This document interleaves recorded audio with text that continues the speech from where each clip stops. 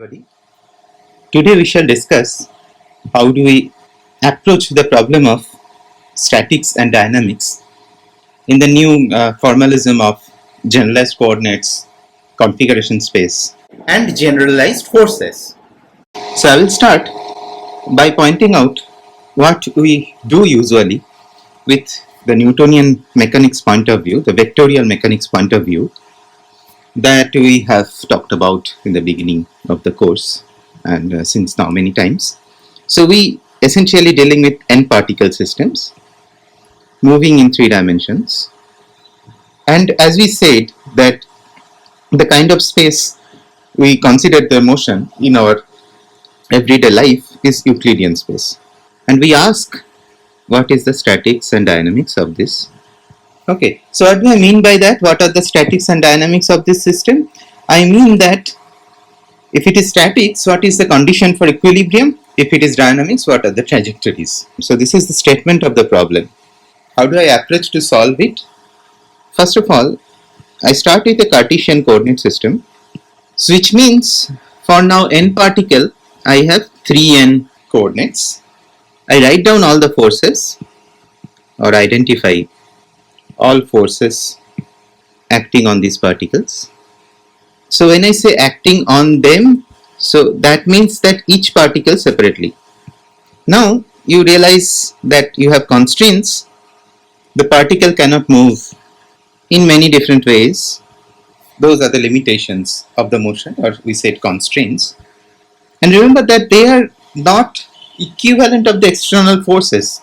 Obviously the constraints are coming through some forces, but still you don't balance the forces for the constraints. And these can be written in terms of many different ways. They can have algebraic when they are holonomic, or differential when they are non-holonomic forms. There can be inequalities, etc. So all these can be different types of constraints.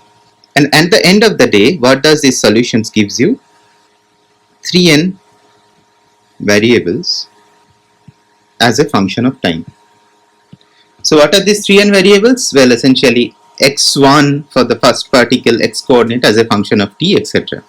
So x1 as a function of t, y1 as a function of t, z1 as a function of t. This gives me n trajectories. Now, because there are constraints, some of these trajectories are boring. The particle doesn't move in some of these directions. But still, the way you solve the system using Newtonian mechanics or the vector mechanics gives you n trajectories. What are the drawbacks of this or solving the problem this way? First is that force balance at each particle. And you have to literally go to all the particles and do a force diagram to balance them, free body diagram if you wish. The second thing is I get n trajectories. So I have to, if I want to draw them, it's n different lines. They're not connected to each other. Though one particle may interact with the other and influence the other's trajectory, looking at the trajectory it is kind of hard to tell. So in the 3-dimensional Euclidean space given in the Cartesian coordinate system here, I get n lines, motion of n points. And then some ad hoc fixing are required, like the Newton's third law, inclusion of the Newton's third law, and then changing the third law to the weak, from the weak to the strong third law, etc. And that is required because originally the laws of motions were written for a single particle, but when you try to generalize it for many particles, these things has to bring in, right? So this is the old way, the old way of solving the problem we call the vectorial mechanics. Okay, let us now see that what is the new things that we have learned, new way of looking at the same problem. First thing we did is that we said that from 3n coordinates, we don't need all these 3n coordinates. We will go to smaller number of coordinates, which is nothing but 3n minus k constraints. These we call the generalized coordinates. What is the advantage? First advantage is obviously we don't need to worry now the boring dimensions. And the second more important point is that each of these coordinates, or all of them collectively, represent the whole system. Now that's a big leap actually. You now don't need to go to each point particles and look at the characteristics of that particle, characteristics of motion of that particle. Now I have n coordinates, each of them is describing the entire system. Okay, so that was the first concept that we learned. We just did a change of coordinates, a higher dimensional system to a lower dimensional system, and that actually get rid of two problems in the vectorial mechanics. I don't need to look at the force balance for each particle. Well, that is not completely fixed yet, but at least I am not going to each particle and writing down a coordinate for that. I am now just looking at them collectively. And previously we had these n trajectories, and some of them were boring because nothing happens along those directions for the motion of the system. Even for the statics, I don't need to consider the motion along those directions because the motion is restricted. It's not allowed to move along those directions. And those directions are now thrown off. So I will just work with the smaller number of coordinates where those directions does not exist. Okay. What is the next thing that we learned? We defined the configuration space. The configuration space, first of all, here when I define the generalized coordinates, the constraints are considered already. What do I mean by considered? Well, that is how I reduce the dimensionality of these coordinates. In the configuration space, they gives something more. The constraints imposes some metric properties, and as we have seen, the kinetic energy have those metric properties, and hence the information of the constraints, right? So kinetic energy is a scalar, right? So the information that it hides in it, just because it's a scalar, the value of the kinetic energy doesn't change if I do a coordinate transformation. So this remains fixed in a coordinate transformation, which means if I would have written down the kinetic energy, the value of the kinetic energy at each point in configuration space remains exactly the same if you do a change in the generalized coordinates. So I change the generalized coordinate, I go to a new set of n generalized coordinates, but value of the kinetic energy at each point in space is exactly the same as it was before in terms of the older generalized coordinates. So if I can tell you, if I give you the value of the kinetic energy in the entire configuration space, that hides all the information about the constraints of the system, irrespective of which generalized coordinate choice that you have taken. And that's a very strong statement, because see, now that means if it is all the constraint forces which are acting on the system, all that you need to know is the value of the kinetic energy at every point in the configuration space and in one configuration space. Is not that what was our goal in doing physics? Choose a coordinate system, in this case a particular set of generalized coordinates for your system, and then the second thing is write down a law. The law here is the kinetic energy. You calculate it everywhere in the configuration space, you are done. Change the coordinate, doesn't matter. At those points in the configuration space, you get the same kinetic energy value. And remember that this is a case where I am saying that there is only constraint forces, there is no other external forces. We will see that in that case there will be no dynamics of the system, of course. But anyway, so in that case where there is no external forces, only the constraint forces, then this specifies the entire state of the system for everywhere, every time, every coordinates. So that's your physical law. Okay, so that is the first important thing that happens once you get the configuration space. And the second important thing which happens, which will be very useful today later in the discussion, is that for the configuration space or the dynamics of the system is of a single point. The state of the system as a function of time, at a given time, essentially is at the point. So if I call, let's say, the time t, and the entire information of the state of the system at that point is at this point. So at the time t, or say let's say t1, it's not a variable, it's a constant value. So we call this C point, right? And then the dynamics is in the C curve, which is how this point moves as the time changes. So this means this I can now consider as the entire system now behaves like a single particle n-dimensional configuration space. That single particle is obviously represented by that C point, and its trajectory is the C curve. So this is related to also the geometry of the configuration space. Okay, so let's take an example. The example is that of the Earth, and imagine that the Earth, so I have Earth exactly spherical. So I obviously cannot draw the sphere on this surface of the board. So what I do is I just draw a circle, which you can consider as the cross section of the sphere. Okay. So the radius is the radius of the sphere.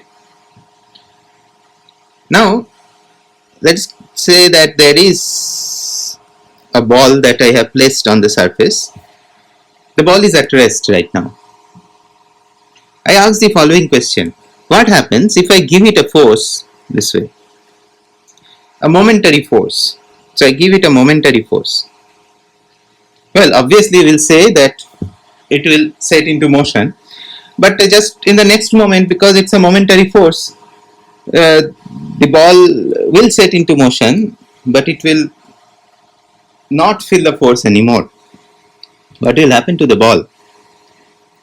Well, obviously if I give the force large enough, you may have it shooting into the air, and if the force in that particular moment has given it more than 11.2 km per second velocity, then it will go out of the Earth.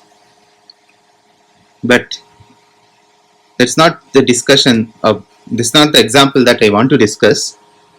I also say that there is a constraint, and the constraint is that it can only move. So then what will happen? Well, intuitively we'll say that it will now start to move this way, and it will eventually go around the Earth, and it will come back to its position, and you can also say it is frictionless. Then obviously it will keep on going in circle. What's happening here? So what is the constant force? Let us just first look at the constant force momentarily. And you can always say that the surface of the Earth, the radius of the Earth is very large. So if I just look at that position can be just like this is the surface of the Earth, and this is the ball resting on the surface of the Earth. And what's all happening here is that there is a gravity acting downwards in that case, and the gravity acting towards the center in this case. And the reason it is not going through the Earth is that there is a normal reaction here, and the normal reaction is nothing but electromagnetic force, and these two balances, and because it balances, it doesn't move in that direction. So here the motion is tangential, and the motion is 90 degree compared to both of these forces. So this force actually doesn't do much work momentarily. Wherever you go, the force is always, both these forces are always towards the center, and by the restriction, by the constraint, the motion is always tangential. So the force cannot do any work. So which means instead of looking this problem, so initially when we are talking about all these things, writing down the force laws and all, drawing these free body diagrams, so I have the Cartesian coordinates in my mind, so I'm drawing forces, so this must be the Newtonian vectorial mechanics. But now if you think of in terms of the new picture that we are trying to form, this particle is moving around the globe in a circle, and apart from the constraint forces, after the momentary force has set it into motion, there's no other force acting on it. So I can conclude that if we leave the constraint forces, what would you have expected? The particle, Newton's first law, the particle must be moving in a straight line. But it doesn't. It moves in a circle. Isn't it that strange? So the whole point that I'm trying to make here right now is that, well, there, apart from the constraint forces, nothing is happening, and the constraint forces, as we said, is balancing everywhere in this circle. The particle should have been moving in a straight line. It doesn't, and the reason it doesn't is that it is restricted to move in a circle, right? So the constraint, essentially, you can now directly see that the constraint asserts a geometry. So this, the straight line, instead it moves in a circle. But wait a second. So let us ask the question, what is a straight line? There are many ways of defining it. One classic definition is the shortest distance between 2 points. So, according to Newton's law, it should follow the shortest distance between 2 points in that space. Is it doing so? So let us ask that question. Now, if I am dealing with a 3-dimensional Cartesian space, it is not following the shortest distance between 2 points. 3-dimensional Cartesian space, say it had to move from this point to there, it could have gone there like that. But you see, the constraints are telling you that it is not allowed to do. So the constraints may be changing the definition of straight line, may be changing the shortest distance between 2 points. And actually it is doing the same, doing exactly that. So once you come to the configuration space, the shortest distance between 2 points, it has a more generic name than straight line. It's called a geodesic, and that essentially is straight line in any general space instead of an Euclidean space. And the shortest distance, the geodesic, is on the surface of a sphere are the great circles. So what is a great circle? Well, in the surface of the sphere you can draw many circles, right? So if I draw a sphere here, imagine it's a 3D, and then you have done all these things many times. So you draw this latitude and longitude lines. If you look at these lines, radius is same as the radius of the sphere. This line, the radius is less. So radius of the sphere, if I call r, those lines has radius less. So all these lines are called the great circles. All the circles that you can draw on the surface of a sphere, which has a radius same as the surface as the radius of the sphere, are called great circles, and they are the geodesic, or they are the straight lines on the surface of a sphere.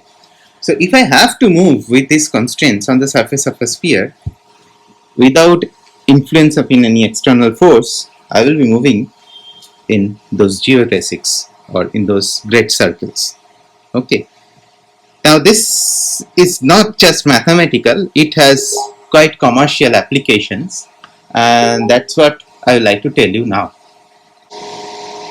So this is a map of the airline's path on the globe.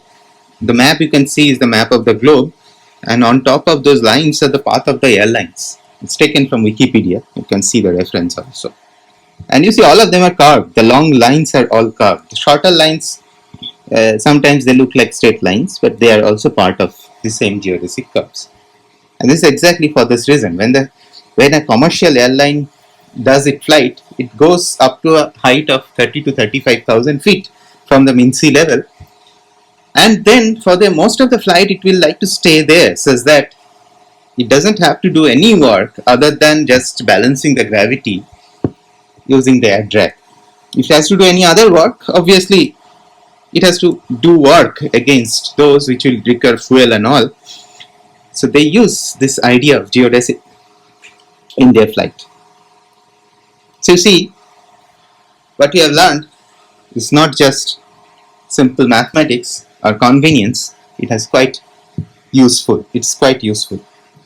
Okay, so let's consider one more example.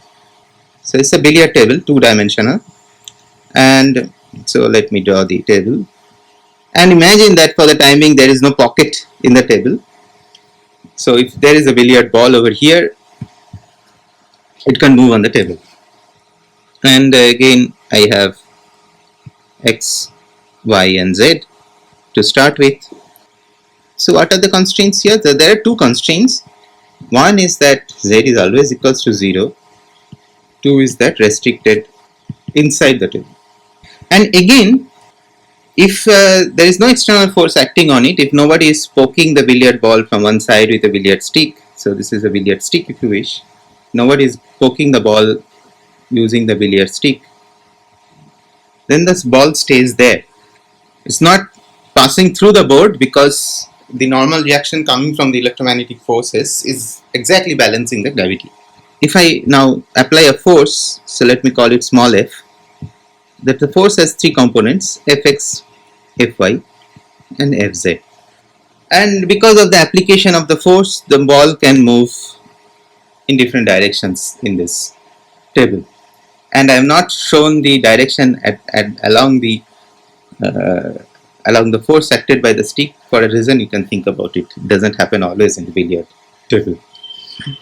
But anyway, so it can move only in fx and fy. So the fz is always balanced, at least almost always.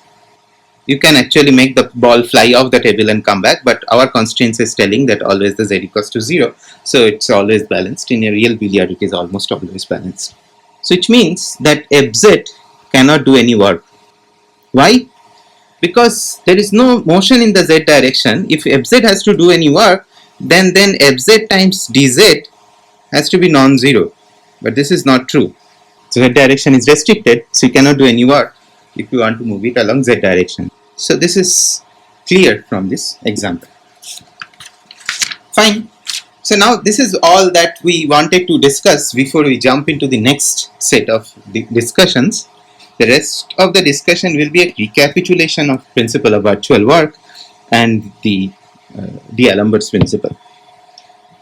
None of those are actually included in our syllabus, but it is required for us to remind ourselves of these things.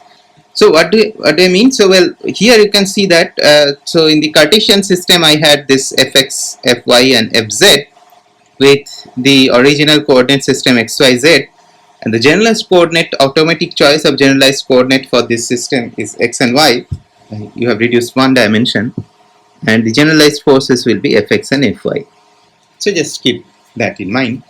And remember that this is a conservative system, which means that instantaneous work done is given by fx times dx plus fy times dy, and these can be written in terms of a work function u xy, where fx is del u del x and fy is del u del y. So u cannot always be done, so this we call a work function. This can only be done monogenic forces. What is monogenic? Monogenic is that from a single work function you can get both the forces in x and y direction. And remember that this forces, in this particular example I had only one particle, but when I say generalized forces, they may not need to be associated with a single particle. They are again the generalized description of the system. They are associated with that C point in the space. And x and y or Q1 and Q2 or Q3 or Qn are different directions in the configuration space. So let us look at again an example.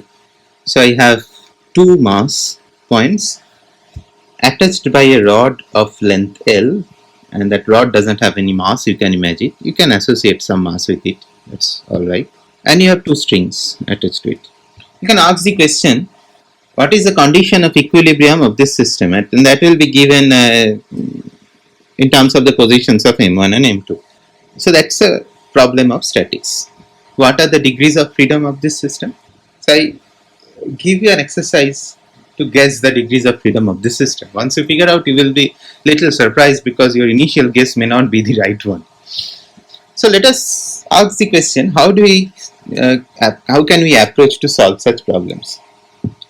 So the problem of statics is essentially asking the question, at what configuration of the system.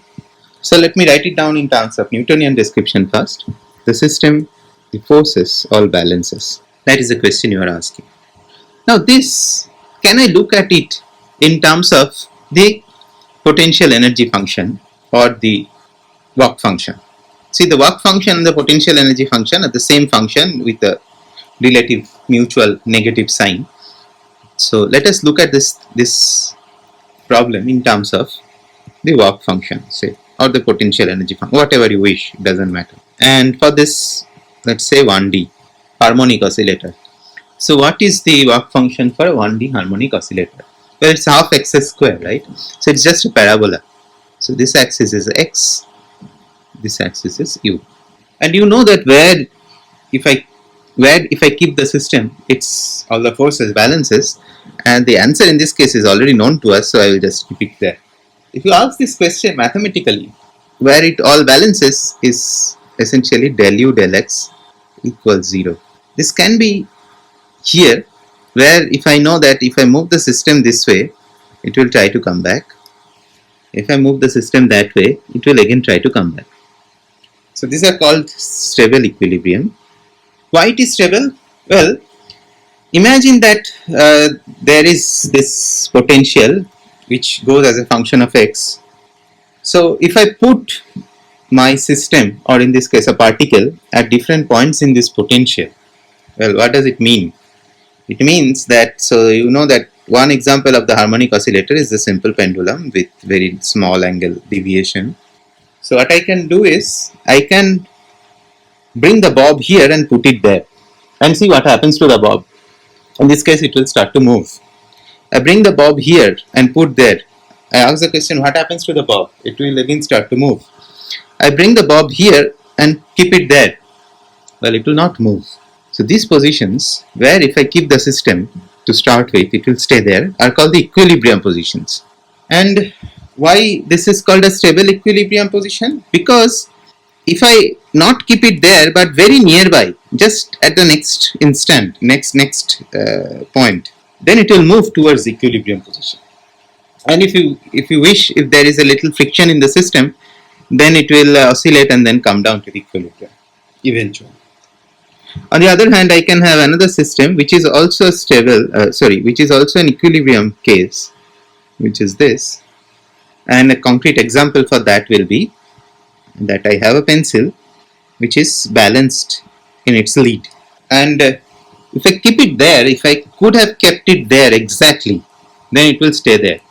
But as long as I give it a little tilt, which means that a little bit away, it will fall, right? So it will fall down this way or that way. So that's an unstable equilibrium. And we know that what is the condition for equilibrium? This we have already studied. To cast it in mathematical form of analysis, is that del u del x has to be 0. And in case of monogenic forces, what is del u del x? Del u del x is essentially fx. So if there is an equilibrium, this fx has to be 0, right? So that is, in one dimension, we realize that the condition which we are writing down in terms of earlier in the case of Newtonian mechanics, that the forces has to be 0, corresponding to the case that the del u del x has to be 0, or u has to have an equilibrium point. In general, u can be function of all n generalized coordinates. And if I consider a 2D harmonic oscillator now, what I essentially mean is that I have a ball shaped u, I have a ball shaped u. So which is that this is x square by a square plus y square by b square. If you wish, half kx square plus half ky square. So this a and b, if they are same, it's a circular thing. If a and b are different, it's more like an elliptical thing. So if I plot this now see, I cannot plot it in 2D because I already have to use up both the x and y for my axis. So to plot the function uxy in this plane, what I can do is I can draw contours. Contours means I can draw a line which corresponds to uxy equals to 0. So that will be uxy equals to 0. I can draw a line like this which will correspond to this point only. And then I can draw uxy equals to 1, that will correspond to something like that. Then I can draw uxy equals to 2, that will correspond to something like that. So you see, in these terms, the term of uxy, the term of the work function in case of a monogenic force, the point of statics, the problem of statics is to find out where are the equilibrium points, right? So here I know that if I keep the ball here, it will stay over there, which corresponds to this point. Nice. Now, in general, how do I address this question? Well, one dimensional, two dimensional, I am looking at it. Okay, nice that I know that this is what is happening. Nice examples. In general, how do I check where is the equilibrium? What do you have to do? Well, remember that we are working in terms of the generalized coordinates, which corresponds to n independent q's. Okay, what do I mean by independent q's? So they are like, so this I can consider the C point is essentially a radius vector in the generalized coordinate. So associated with each qi is one direction in the generalized coordinate. So if I move in one direction, that corresponds to no movement in any other direction. This is very important. This is just because these are all n generalized coordinates are independent. When I am dealing with the 3n dimensional Cartesian coordinates with some restrictions, the movement is not independent anymore. Like for example, if I have x square plus y square, so this is a little bit of diversion, I'll remove it. So if I have x square plus y square equals to a square, so this is my restriction, this is my constraint. So x and y are not independent anymore. So if I move by one amount in x, how much I have to move in y is fixed by this relation. So they are not independent. But when you come to the generalized coordinate, then you have removed all the constraints, so they are now independent. So now, how do I check if the point that I have come to is equilibrium point? So what I do is, first I move along direction 1. So I move along dq1, and the work done corresponding to that, I know that will be given by del u del q1 dq1, and I find that this is 0. I check if it is 0. Okay, so let's call this dw1. Then I go to the dimension 2, direction 2, and I do the same thing. So I calculate dw2 by moving dq2, and say at that point del u del q1 is this, so that is the force. So remember that this is 2, sorry, these are the force. So this is F1 generalized force, this is F2, so this is the work done, and I check if it is 0, and I keep on doing this. You get the idea. So up to the nth case, if I find that the total work done calculated by summing up all these individual dwi equals to 0, what does it mean? You see, this means f1 dq1 plus f2 dq2 plus dot dot dot plus fn dqn equals 0. So you may think that, well, this can be 0 because this is positive and this one compensate that. So if this is plus 1, this is minus 1, so when they add up they become 0. But that cannot be the case, because you remember that all these directions dq, dq1, dq2, etc., they are completely independent to each other. So their n coordinates and general coordinates are completely independent directions. So this can only happen if they are all individually 0. So if I find that dw is 0, then that only means that all the f are 0. So this implies all generalized force. When I say all forces, well, I mean that all components of Fi are 0. And remember that the generalized forces has information only about the external forces. They are all 0. So these are all external. This means that all external forces are 0. That is the condition of statics. So this is what you call the principle of virtual work, where you say that I will move the system. And remember that I am talking about motions in generalized coordinates, and if you do that, you don't need to think about, for the monogenic forces, time independent forces, you don't need to think about virtual displacement kind of ideas. We'll come to it shortly.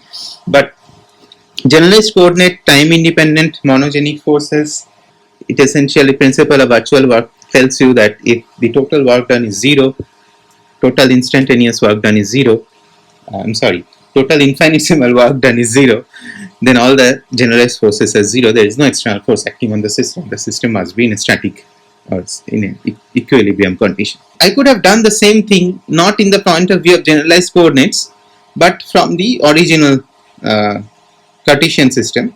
So let us now say, if same statement has to be stated, same statement to be written in, first the case is Cartesian plus Euclidean. You know what I mean. So Cartesian coordinate plus Euclidean space. What do I lose? The power of generalized coordinate I lose here, which means that now I'm not dealing with any independent coordinates, and I don't have the constraints already taken over, which means now I have to say that extra statement that I have to make is that we have to restrict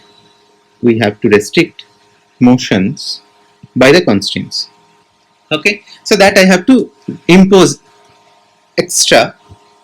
Previously I don't need to impose them because there can be motions only along the generalized coordinates which are completely independent of each other.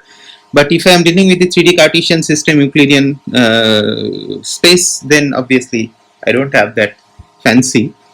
So I have to say that, well, I have to consider that there are constraints and I should not move my system along the constraints.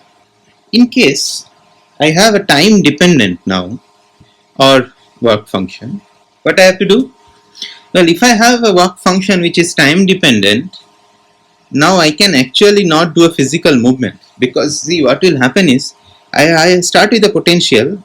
So let's again draw something here. So this is my potential or one dimension. So let's do in one dimension also. This is my work function, and this is at a time t. So this is not only a function of x now, it's also a function of t. So when I plot this is at t equals to t1. Now t equals to t2, this may have changed to something else. So this is at t equals to t2. So for the equilibrium, now I have to scan my entire x for u at each time. So kind of I have to freeze my work function in time, and I scan the entire space and find the equilibrium for that time, and then go to the next point. Which means now all these displacements has to happen instantaneously. Cannot be real displacement now, because if there are real displacement, they cannot happen instantaneously. So that's why the term virtual displacement comes in. All that you are doing is that you are scanning for the work function in the generalized coordinate space. Now, because it's a function of time, the work function is a function of time, you have to do it. At each time you have to do the entire scan. So you cannot go physically to different places without spending any time. Then you will violate many things. So your movement has to be instantaneous. So you realize that, well, there is something a little bit funny over here, that this cannot be done in real practice. If you wish, you cannot go to different places and scan the entire space instantaneously. Hypothetically, you can always do it. So this entire this completes our description of the statics. It works quite well. It works better than the Newtonian description, because you are just scanning a function now in the entire space. But it works better if you don't have any time dependence, and it doesn't work at all if you cannot have that new function. So if it is not a monogenic force, you cannot plot that function. That function does not exist. You can still have an infinitesimal work done, but that will not give you any work function. If it doesn't give you any work function, this entire thing of scanning the space for this function, it doesn't work. So this entire picture works for monogenic forces only. Okay, so now how do I carry forward this to the description of dynamics? So let us bring us dynamics now. So let me again write it down here. Works for monogenic forces only, because that is the point where we will attack it later. Always, when you try to solve a complicated problem, we try to bring it back to a problem which we have already solved and apply that solution. Okay, that is how our understanding process also works. You have something new which you have never heard before. You try to dissect it in terms of something you already know, one or more things, and then you get an understanding of that. Okay, so the problem of dynamics is also solved by using the problem of statics. So if I can somehow bring down the problem of dynamics into the problem of statics, then I can just use the principle of virtual work. So this is the principle of virtual work. You see why it is virtual. If I include these two restrictions, if I include these two extra cases instead of the simple thing that we initially discussed, then I need to have a virtual displacement. So what I will say is that if the virtual work done by all the applied forces is 0, then the system will be in equilibrium. So that's why it's called the principle of virtual work. Virtual work done by all the applied forces for virtual displacements along all the possible directions, maintaining the ... is 0, then the system is in equilibrium. That's the principle of virtual works. To understand the problem of dynamics, let us start with a single particle. In the Newtonian picture, you know that what is the... Okay, so you are writing F, the Newtonian force as small f. Newtonian force means the force written in the Cartesian coordinate as small f. This is your Newton's second law for a single particle. Very good, works absolutely perfectly, and this will solve the problem for the trajectory of the particle. Using Newtonian description, you will get 3 functions as solution. To bring it to a problem of statics and to do it in terms of the work function language, so same thing in work function language, what you do is you say that, well, if I calculate the work done, this is this, dx is dxx cap, dy y cap, dz z cap, and then you do something interesting. You say that I go to a non-inertial frame. So when I say I go to a non-inertial frame, we know that if I go to a non-inertial frame, that will bring us a fictitious force, right? So Newton's laws will not be valid anymore. So I will see an extra force coming from nowhere in a non-inertial frame. And what will be that fictitious force? The fictitious force in this case is nothing but Fm times A, which I called Fi. So what I do is I write the same expression, F equals to Ma. See, this sounds very trivial mathematically, but if you think about it, it's amazingly genius. You write the same thing as this way, changing from right hand side to left hand side, and then you call this F minus Fi equals 0. So in the non-inertial frame, the total force acting on the particle is 0. Well, this is like you go to a rotating reference system and the centrifugal force and the gravity balances. So if you go to a spaceship, the International Space Station, if you wish, you will feel weightlessness just because there is no gravity for you as it is being balanced by the centrifugal force. It's exactly what is happening here. You feel zero force. Okay, we all are feeling gravity all the time, by the way. That's why you are not going through the floor. If you try to jump, you will come back to the earth. That doesn't happen if you are in a spaceship. If you go in one way, you go in that way. You don't come back. So you see, by going to the non-inertial frame and introducing these fictitious forces, or these are called the inertial forces, I balance the force. Now the total work done is nothing but the total force dot dx. This is 0. Comes to the problem of statics. And you see, we know specifically which non-inertial frame we went to because of we know what we defined as my fi. So once we have solved the static problem in that in that non-inertial frame, I can always come back to my original frame. So this works so good in case of a single particle. Very nice. So we can carry forward our system of arguments of generalized coordinates and then including the constraints in the generalized coordinates, going to the configuration space, defining the generalized forces, and then finally using the principle of virtual work, which is this total work done equals to 0 in this non-inertial frame. And then you know what coordinate transformation we have to do. We can go back to our original frame. Let us try to apply it now for n particle. Well, it seems very easy. What all I have to do is now for n particle, remember that all my forces are written in terms of the Newtonian forces written in Cartesian coordinate system now. So if I have n particles, all I have to do is for each particle I will have one force and one inertial force and one displacement. I have to sum them up to 0. So simple. So this is my virtual work done. And I'm saying virtual work done because all the things that we said for the previous case, static case, will apply here. So we are assuming that they are all monogenetic forces, and then they are not, if they are function of time, we are doing virtual displacements, and we are not doing any displacement which will harm the constraints. All those are still being maintained. But what do I mean? What is the physical? So say I have completed this. I have figured out what is the condition of equilibrium.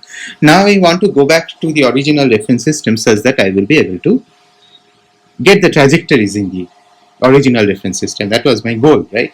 Can I do that? Let's ask that question. Well, there you hit something very hard. How? So let's see what we have done here. Previously, what we said is, well, I will go to this reference frame, which is accelerating with an acceleration of a essentially with respect to the initial frame, where I get this extra fictitious force. But now I have n particles. And these n particles may be moving with different accelerations. Which reference frame should I go to nullify this or to write this fi? There is no such reference frame that exists. Even if you say that, well, I will sum up all the fi's, f capital I, small i's, and I will say that, well, this defines my total inertial force, but that doesn't correspond to any reference frame. For each particle, to nullify its inertial force, you have to go to its own non-inertial reference frame. And there is no way I can do this when I have many particles moving with different accelerations. Because for each of these particles, the inertial forces depends directly on its acceleration. Acceleration of different particles different means that I have to go to different reference frames to nullify their forces. Though this can be written down algebraically so well, but it doesn't make any sense anymore. Let us view the same thing, the generalized coordinates. And there you see the power of the generalized coordinates. How will I write this in generalized coordinate?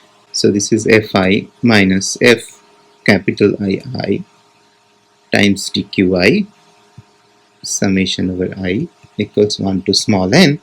This is my dw, and now I am trying to set this equals to 0. What is the physical interpretation of this? Remember, I had so now I am talking about in terms of generalized coordinate and configuration space, and configuration space can have n dimensions, so I can just draw 3 here. In the configuration space language, the entire system is a single particle trajectory. At a given time, it's only once here, and it's moving along that C curve. So it's a single particle in the configuration space. So the language that I used for the single particle in the 3-dimensional space, the Newtonian language, apply absolutely well where I am talking about the entire system in the generalized coordinate. Obviously, this will not correspond to any physical inertial frame, but it's the inertial frame of that single particle. Physical non-inertial frame, but it's the non-inertial frame of that single particle. So it works absolutely perfectly. And there you call it the D'Alembert's principle. So you have bring it down to the language of statics, you know how to solve the statics language, and then you know how to go from the generalized coordinates to the original coordinates, so you can write down the equation of motion in terms of the original coordinate. So you see now why we come to the description of the generalized coordinates and the generalized forces. In terms of this language, I can bring down this dynamics problem to a statics problem, and I know how to solve the static problem. So this is how D'Alembert's and Euler and Lagrange approach to solve problem of mechanics for many particle system, and it actually works quite well for even more than only the particle systems. You can go to system like where you are dealing with the dynamics are of fields, like for in a fluid, or electric fields or magnetic fields in electrodynamics, etc. But those you will learn in a separate course, obviously, and probably you have already started to learn electrodynamics. The limitation here is that the forces has to be monogenic, which is a big limitation, because you see that if it is not monogenic, then I cannot write a work function, and if I cannot write a work function, I cannot check if that function is the derivative of this function, all the derivatives of the partial derivatives of the function is 0 at a given point to assure equilibrium. Also, you see, I have to ad hocly put in the idea of virtual displacement if the work function is a function of time. I have to say that I have to scan the entire space, which is physically not possible if I want to get the equilibrium condition, if the work function is a function of time.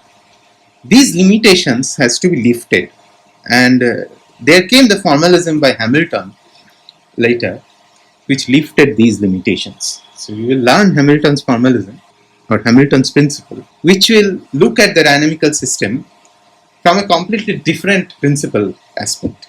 Here, the underlying principle is the principle of virtual work. Well, we kind of showed why the principle of virtual work works from the perspective of the Newton's principles, so Newton's laws of mechanics. But in this analytical mechanics, the non-vectorial way of doing mechanics, what is the essential principle is the principle of virtual work. The D'Alembert's principle, you can see, comes from the principle of virtual work. And this is the starting point. So you cannot ask why this is true. You cannot derive this principle. You say that the virtual work done by all the forces maintaining the constraint is 0 for virtual displacements. And if that is true, then the system is in equilibrium. So that is the starting point of doing mechanics this way. And we'll change that to the Hamilton's principle and see that, well, at the end of the day, we'll get the same Euler-Lagrange equation of motion for the cases where you have monogenic forces, and you will end up with this, when you solve the Euler-Lagrange equations, you will end up getting the Newton's laws back, but the principles are different, and the principles are better in certain sense, which you have already seen, and better in many other senses where you can actually accumulate many other dynamical systems in the same principle. Okay, so we'll learn that in the next class onwards.